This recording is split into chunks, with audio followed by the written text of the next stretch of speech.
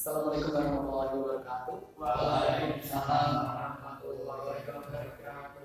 Oke, sebelum kita memulai pelajaran hari ini, berikutnya kita berdoa dulu. Oke, dari kalian adakah yang mau memimpin berdoa?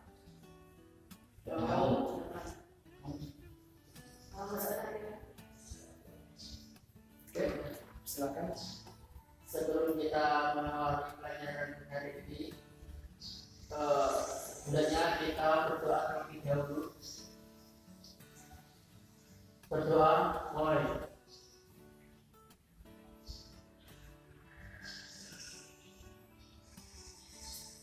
Selesai. Oke. Bagaimana kabarnya kalian hari ini? Baik, Pak. Alhamdulillah. Oke, hari ini siapa yang tidak hadir? Sapi Ya, terus. Ulati. Sudah itu aja. Iya, ya. Oke. Hari ini kita akan belajar min dan magnet. Setelah kemarin kita belajar tentang min dan listrik. Oke, tujuan pembelajaran kali ini yaitu untuk mengetahui apa itu min dan magnet, apa itu garis gaya magnet, terus yang ketiga apa itu min dan magnet, yang keempat mengetahui percobaan hukum magnet, yang kelima untuk menentukan arah distribusi magnetik dan besarnya. Oke, yang pertama magnet.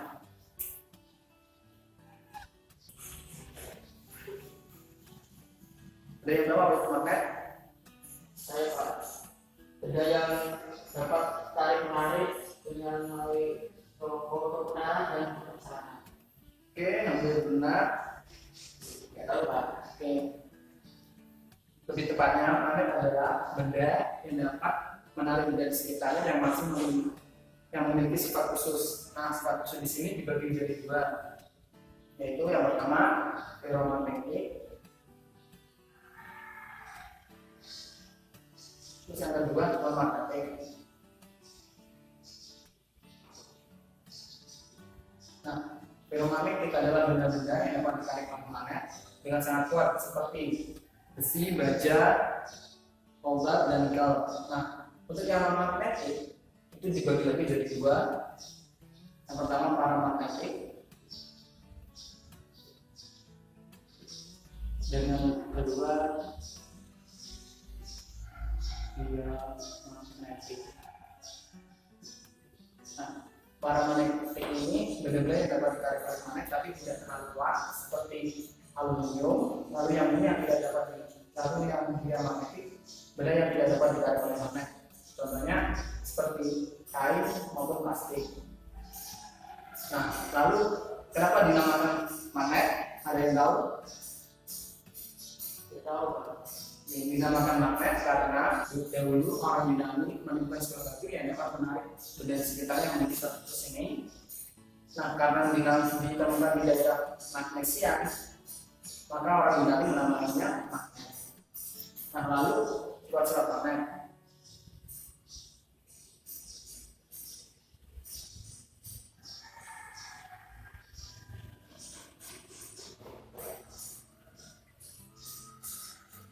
Yang pertama yaitu dapat menarik benda yang memiliki status ini.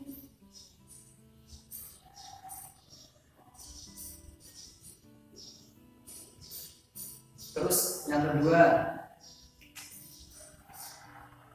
tarik menarik atau bertolak menolak.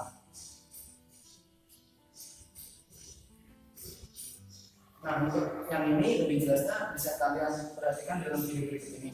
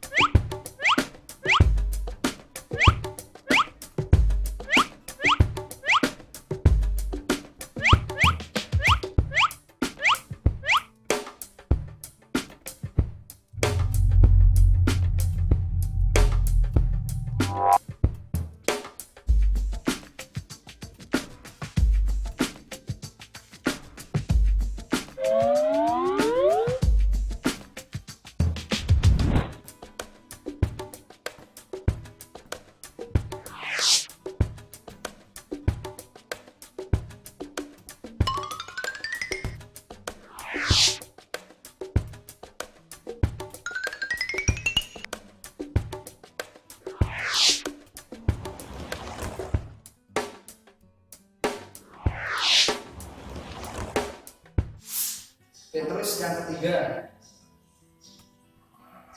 dapat menembus benda. Nah, seperti ini, seperti nenteng yang Bapak pakai ini bisa menempel karena dalamnya ada magnetnya. Oke, terus yang keempat, bersifat dipol.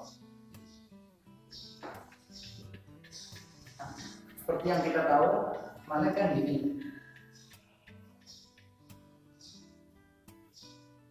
Ke arah selatan. Misal kalian potong di bagian tengah, karena dia bersifat dipol, nantinya dia tetap akan S2 dan di sini S2 juga.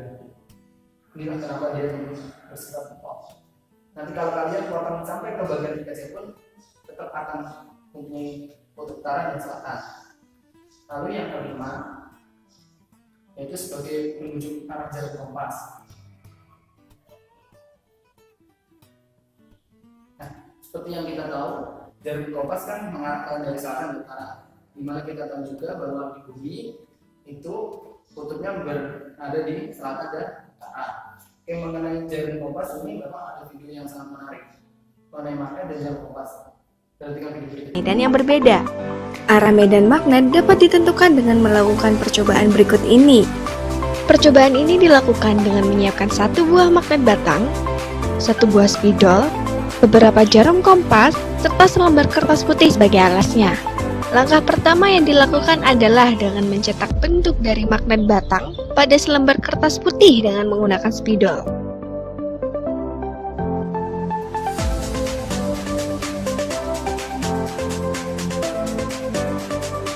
Langkah kedua adalah dengan menyusun satu persatu jarum kompas di sekitar gambar magnet batang yang telah dicetak. Setelah jarum kompas tersusun rapi di sekitar magnet, letakkan kembali magnet batang pada gambar. Lalu amati simpangan yang terjadi pada tiap-tiap jarum kompas.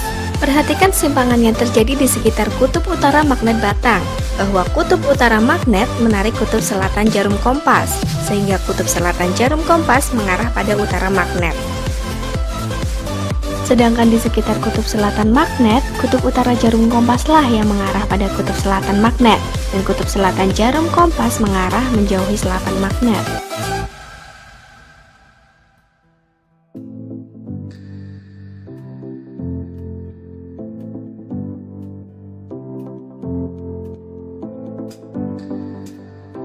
Pola medan magnet. Untuk mengetahui pola medan magnet, tandai posisi jarum kompas yang telah disusun pada tiap-tiap titik di sekitar magnet dan menghubungkan titik-titik tersebut sehingga terbentuk sebuah lengkungan.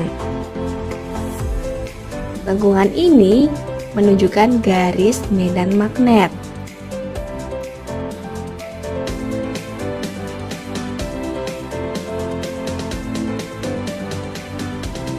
Menggunakan cara yang sama, yaitu dengan menempatkan beberapa jarum kompas di sekitar magnet dengan jarak yang berbeda, gambar sebanyak mungkin medan magnet di bagian atas dan bagian bawah magnet batang. Maka akan terbentuk garis-garis yang membentuk pola. Garis ini mewakili bidang magnet di sekitar magnet batang yang dikenal dengan istilah medan magnet. Dari video tadi, nah disitu kan dijelaskan bahwasanya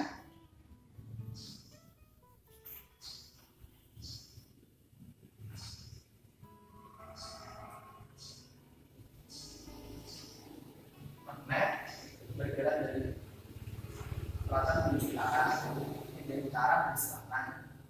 Nah seperti ini.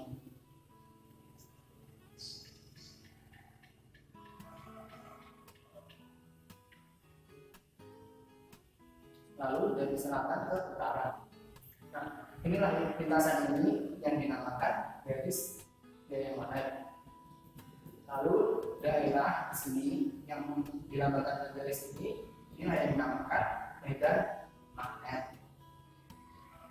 Oke, sumber-sumber magnet tidak hanya berasal dari benda dari magnet-magnet, tapi juga bisa berasal dari kawat yang dialiri arus listrik.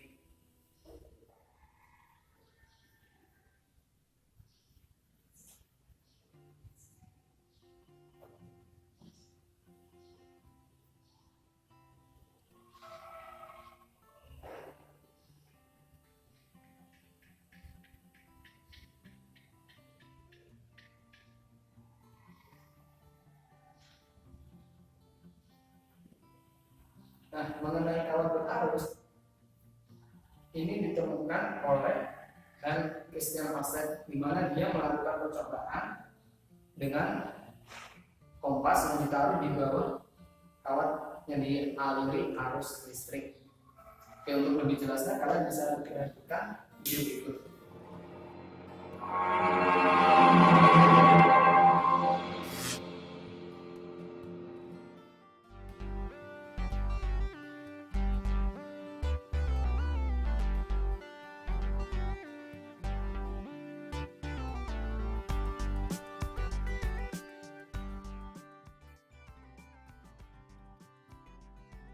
In 1820, Danish physicist and chemist Hans Christian Ørsted was setting up materials for a lecture.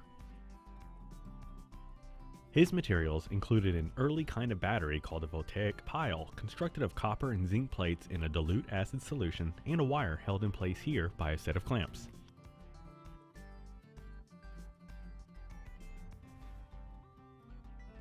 Ørsted and other scientists of his day knew that when a wire was connected between the positive and negative terminals of a battery, electricity would flow through that wire. Electrons actually move from negative to positive. However, the convention is to think of electrical currents as moving from positive to negative. So that's how we'll show it here, using red particles. Back then, scientists still had much to learn about electricity. Preparing for his lecture, Ørsted made a very important discovery about the phenomenon, quite accidentally. Among Ørsted's scientific paraphernalia was a compass. Its needle, of course, pointed north in alignment with the Earth's magnetic field.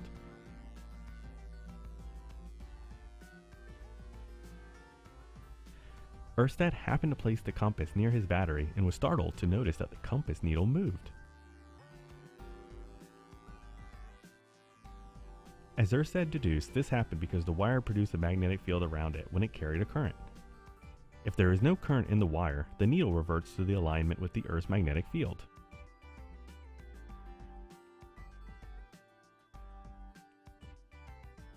As it turns out, an electric current, made up of moving charged particles, produces a magnetic field that circles around the moving current, as shown by these blue lines. If you reverse the direction of the current, then the magnetic field around the wire moves in the opposite direction, and the needle on the compass flips to reflect the change in field. If you move the compass to a new spot near the wire, the needle will realign with the direction of the magnetic field in that particular location.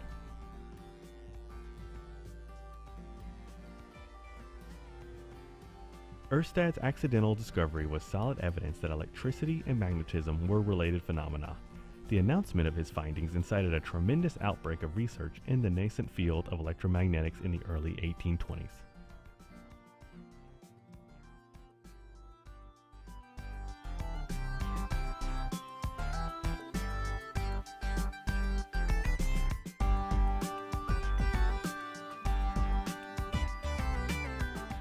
Nah, dari percobaan Christian Pasteur diketahui bahwasanya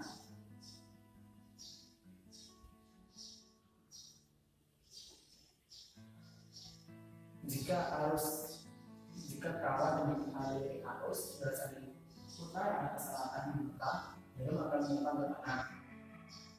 Dan jika dari selatan ke utara, jarum akan menyimpang ke kiri. Nah, kita bisa menentukan arah medan magnet dengan kaidah tangan kanan. Seperti ini. Semisal dia dari utara ke selatan, dan kita ingin arah medan magnet yang titik, misalnya titik A, kita bisa mengetahuinya dengan kaidah tangan kanan seperti ini. Ini menunjukkan arah arus. Lalu yang ini arah induksi magnet. Jadi kalau di sini dia keluar dan semisal titiknya di atasnya, dia ke dalam. Nah, kalau ke dalam kita lakukan dengan keluar kita dapatkan dengan titik. Lalu misal kita ingin menentukan berapa besar induksi magnetik di titik A, kita bisa menggunakan rumus B sama dengan minus I per 2A per 2A. B induksi magnetik satuannya Weber per meter kuadrat. Lalu minimal permisibilitas ruang hampa yaitu nilainya 4,7 kali 10 pangkat 7. Lalu I arus satuannya ampere. Yang kedua P 3,14 atau 2/7.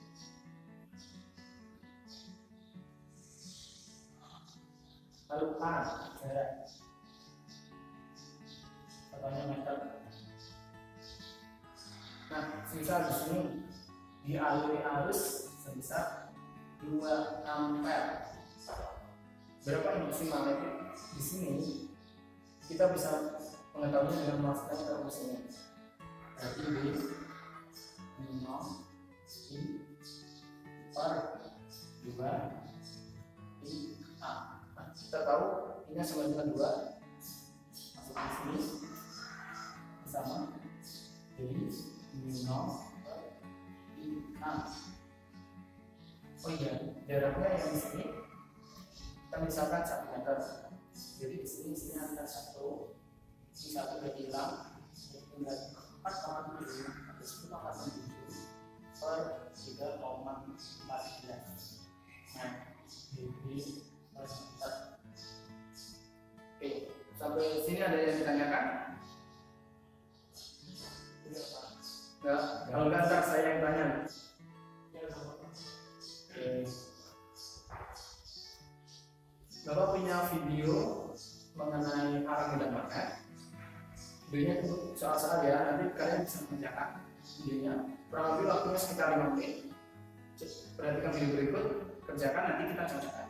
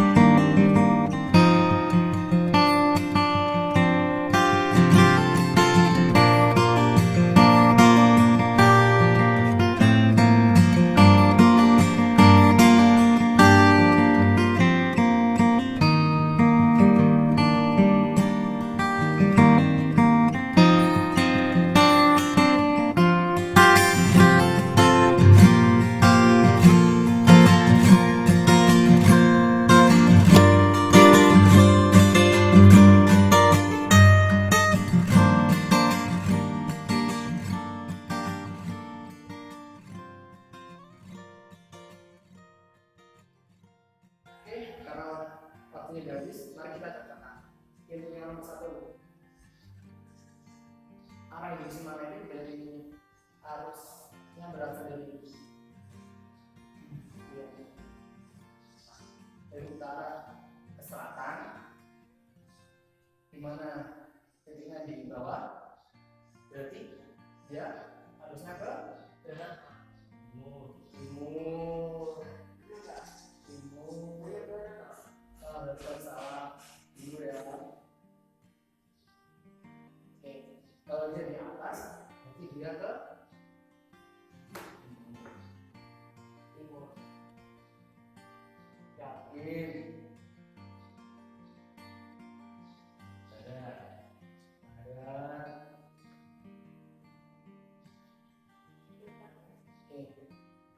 Kalau dia berada di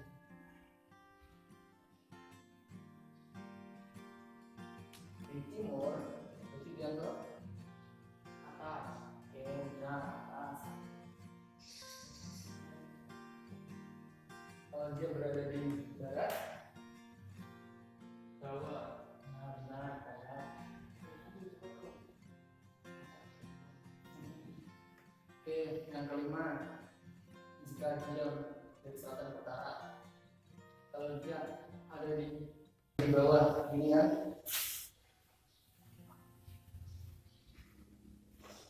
ini berarti di barat, ya ke barat. Oke, kalau dia di atas berarti dia ke timur.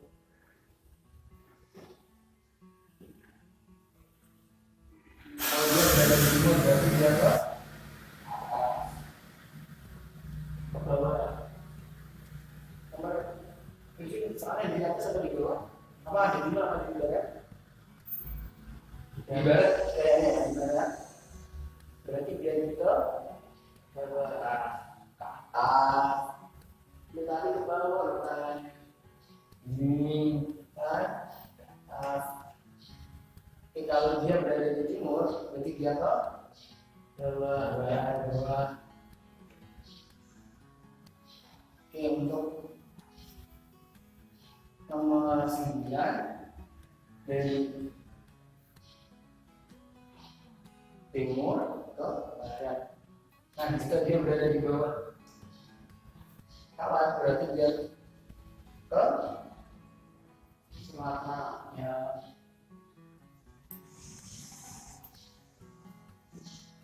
Kalau dia ada di atas, utara, ya,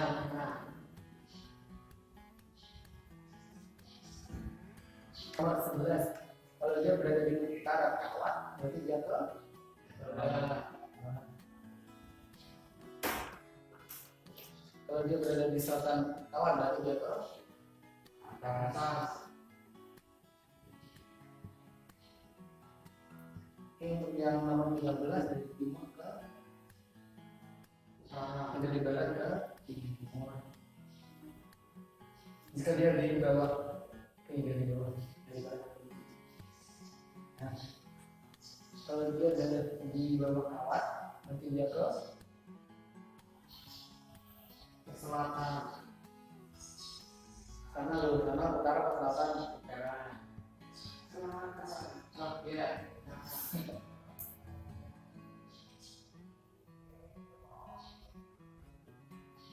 Dia ada di atas,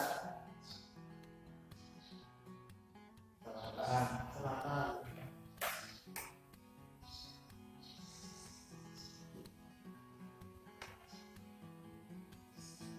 Kalau dia ada di timur, kalau dia ada di utara,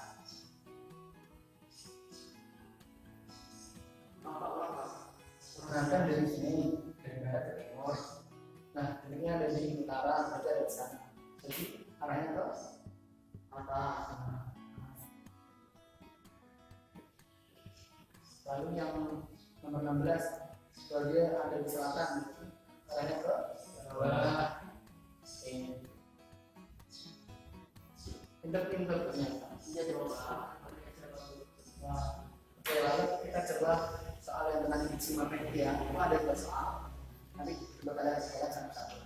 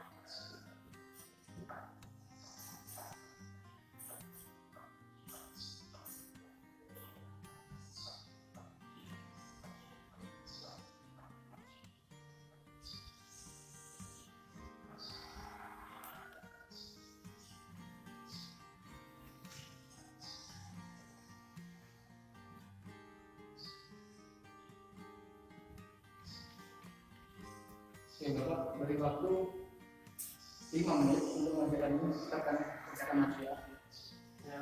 Oke.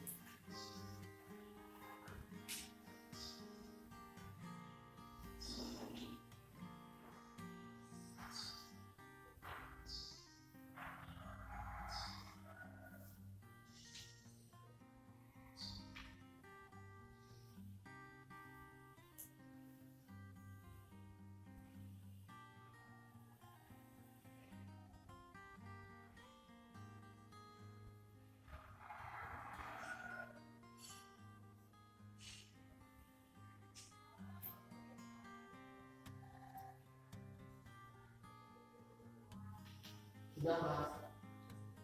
Oke, kamu sudah? Kamu? Sudah. Oke. Coba kamu nomor berapa? 1. Kamu berarti yang kedua ya. Akan maju. Kerjakan. Ayo.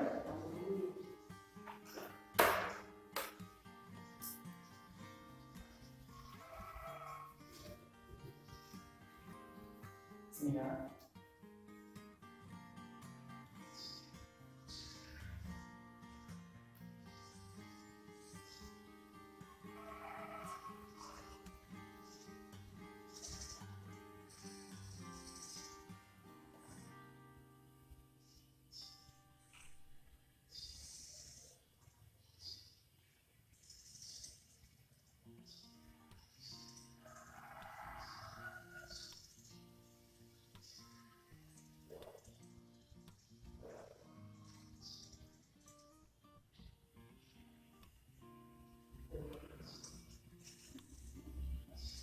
Kembali sini.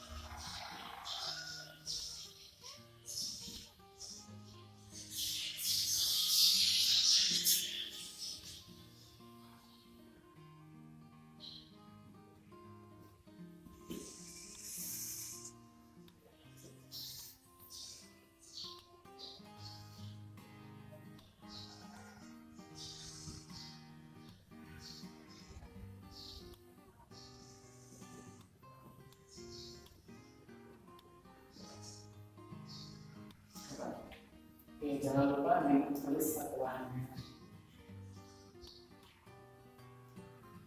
Oke, kamu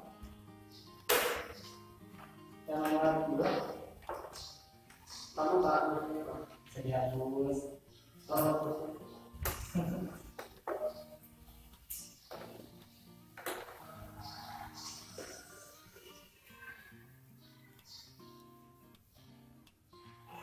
Ini ya.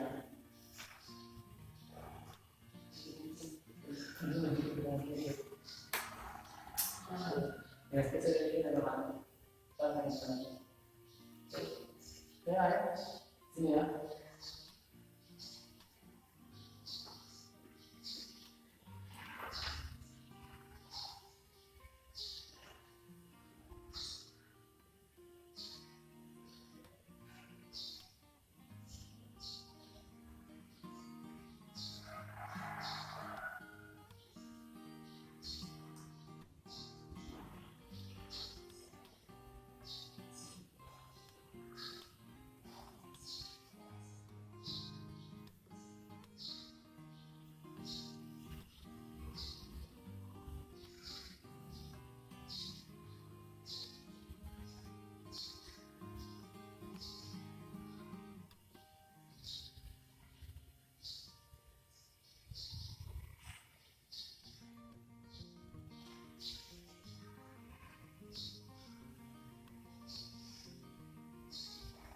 Oke.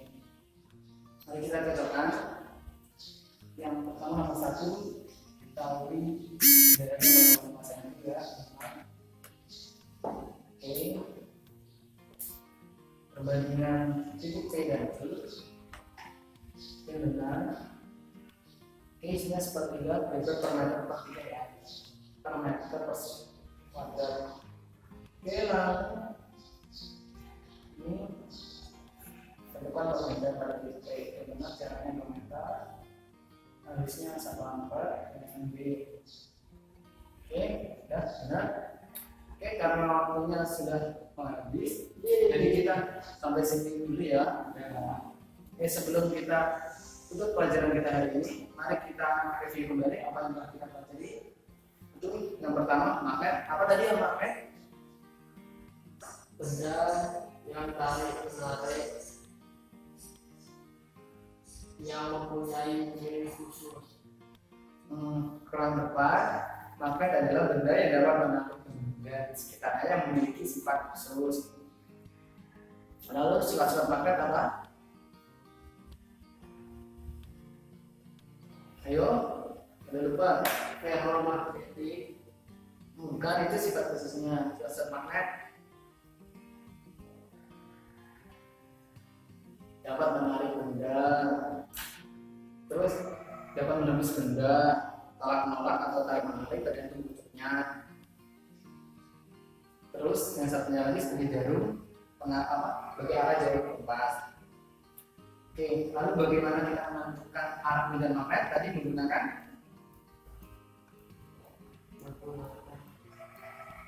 kaidah tangan K. Nah, ini ya. Oke, lalu untuk menentukan besar cepat medan magnet gunakan rumus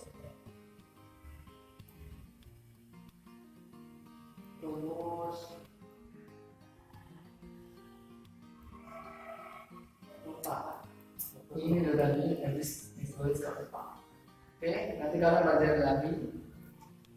Minggu depan kita akan reviewnya kembali dan setelah itu kita melanjutkan tentang kawat lurus, kawat tentang medan magnet di sekitar kawat melingkar.